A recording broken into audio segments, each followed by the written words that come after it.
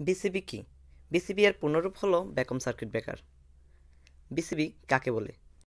যে circuit breaker vacuum বা শূন্য মাধ্যম সৃষ্টি করে আর্ককে অবদমন করে থাকে তাকে ভ্যাকুয়াম সার্কিট ব্রেকার বলে।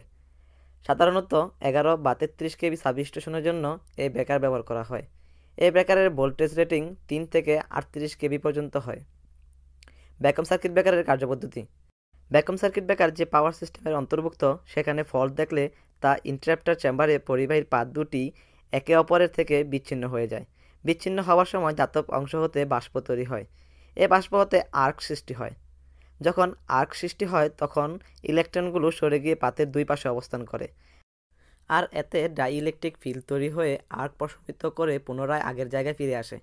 ভ্যাকুয়াম সার্কিট ব্রেকারের সুবিধা: বদ্ধ অবস্থায় আগুনের কোনো ঝুঁকি নেই, বর্জ্যপাত সহ্য করতে পারে, রক্ষণাবেক্ষণ তেমন প্রয়োজন হয় না, নিঃশব্দে কাজ করে, দীর্ঘস্থায়ী এবং ক্ষতিকর কোনো গ্যাস তৈরি হয় না। ভ্যাকুয়াম সার্কিট ব্রেকারের অসুবিধা: ব্রেকারের সাথে প্যারালালে ম্যাগনেটাইজিং কারেন্ট অবদমনের জন্য যন্ত্র সংযুক্ত করা লাগে। 36 কেবি এর উপরে এই ব্রেকার রক্ষণাবেক্ষণ অনেক ব্যয়বহুল হয়ে পড়ে। খোলা জায়গায় রাখলে আগুন ধরে যেতে পারে।